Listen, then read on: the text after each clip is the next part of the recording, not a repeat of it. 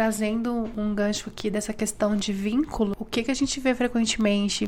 O vínculo terapêutico. Então, uma criança que tem uma somatodispraxia ou uma dispraxia motora ou um atraso motor, não necessariamente um transtorno, e ela chega no insight terapêutico, naquele ambiente modelado, e a primeira coisa que o TO vai fazer, ou que o psicólogo vai fazer, comportamental, ou enfim, que o terapeuta vai fazer, é uma atividade motora. Vai rolar vínculo? Não vai. Então a criança não já vai vai se sentir desafiado. Já vai se sentir desafiado. E As o vínculo quebrou no começo ali. Porque as pessoas têm a percepção, muitas vezes, que na minha opinião é equivocada, de que o motor é o mais fácil. Que a criança já adora o motor. Eu já ouvi isso tantas vezes. Ah, o motor é fácil. É visível. Toda criança gosta de brincar. Supostamente o motor é o que todo mundo consegue ver. É nem sempre o motor ele é o mais fácil para criança. Nem sempre o motor é prazeroso para criança. E nem pro adulto, né? Quem gosta de ir pra academia? Exato, exatamente. E aí a gente tem que achar o caminho para tornar aquilo prazeroso, porque se não tiver a motivação da criança de fazer, aquilo ali ela pode até pegar aquela habilidade, legal, pulou com os 2 pés. Ela vai usar isso aonde? Em lugar nenhum. Porque ela só tá fazendo ali sob demanda. Eu dei a demanda, ela faz. Eu dei demanda, ela faz. Porque a gente tem que ter esse cuidado de não estar cobrando da criança além do que ela consegue naquele momento. Sim. Quando a gente dá uma demanda muito acima do que aquela criança consegue fazer naquele momento, olha o desgaste que aquilo... A aversão que... Não é um desgaste, é uma aversão. Olha a aversão que aquilo ali gera. Aí, às vezes, a gente tá querendo que a criança faça um negócio que tá lá na frente, como o próprio escrever, por exemplo. Escrever. Eu odeio escrever, eu odeio lápis, nem pega no lápis. Óbvio, aquilo ali é extremamente aversivo pra ele, porque é muito difícil. É além do que ele tá podendo naquele momento. Exato. Então a gente tem que ter o cuidado o tempo todo, obviamente em contexto terapêutico, isso é mais fácil, porque a gente tá ali num ambiente mais controlado, normalmente com uma criança só, ou com um número reduzido de criança, a gente consegue fazer isso de forma mais fácil. Mas em todos os contextos, a gente tem que estar sempre avaliando se aquilo ali não tá indo demais. Sim.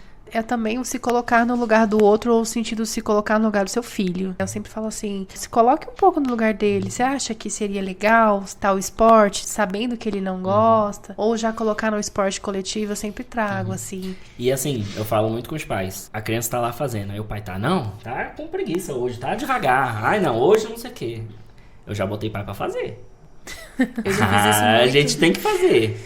Eu já porque fiz isso muito na ecoterapia. Vivencia... Na ecoterapia eu fazia isso demais. Que os pais ficavam lá. Mas por que ele gente, tem medo? Eu amo andar a cavalo, mas pensa numa coisa que eu acho que é o esporte que mais faz execução de músculos ao mesmo tempo. Tanto que você... Pra estabilizar o corpo, pra estabilizar o corpo em cima de algo que anda. E aí, se não experimentar, ele não tem a percepção do quanto aquilo ali tá difícil. E eu tô falando com um pai que não tem uma hipotonia, um pai que... Entendeu? E aí vem com uma criança que tem uma hipotonia, que tá lá se esforçando, fazendo.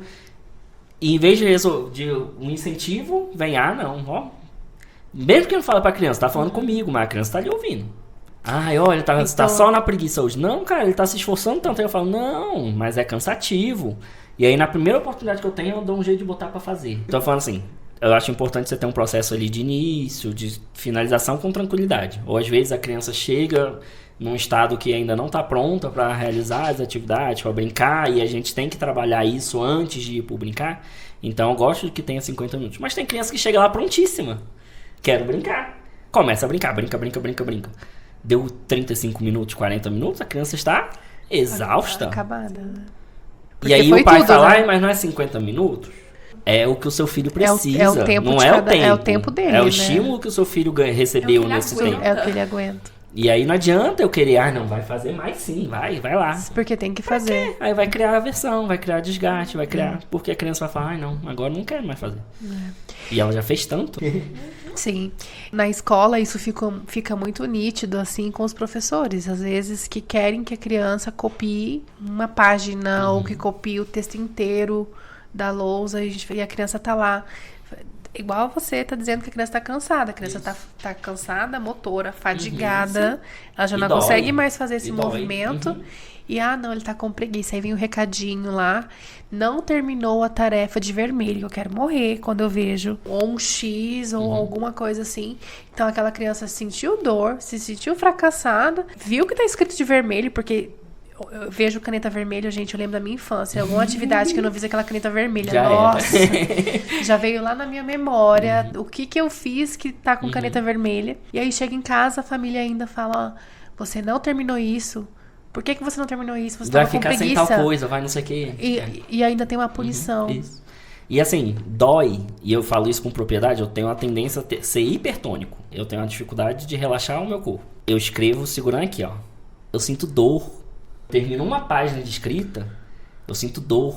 Então não é que é preguiça, é um cansacinho. Não, a criança sente dor no corpo de estar fazendo aquilo ali, além do que ela dá conta. É exaustivo, é exaustão, entra em fadiga.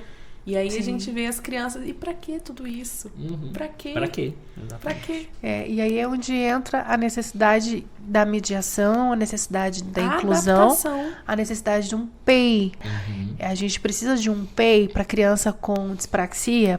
Precisa. Então a gente está pensando muito num PEI que eu tenho que adaptar conteúdo, diminuir conteúdo, aumentar conteúdo, ou que eu tenho que deixar uma compreensão mais fácil, só que e o PEI de adaptação motora? Indo só pro cognitivo, né? Esquecendo mais uma vez. Indo pro cognitivo e esquecendo mais uma vez a motor. Então, assim, o quanto esse motor, ele é um pré-requisito para esse cognitivo. Então, eu acho que falar sobre a dispraxia, a gente está atuando na clínica, mas a gente também precisa da tarefinha de casa e da escola, no sentido de que é importante seguir uma adaptação nesses ambientes, porque senão não faz sentido você estimular a criança a trabalhar, melhorar as questões e aí já querer que tudo isso se resolva em 2 sessões. O que tem atrasado ali de, às vezes, 3 anos, pegando lá atrás o marco do desenvolvimento, que está desde a época do sensório lá, dos 6 meses de vida.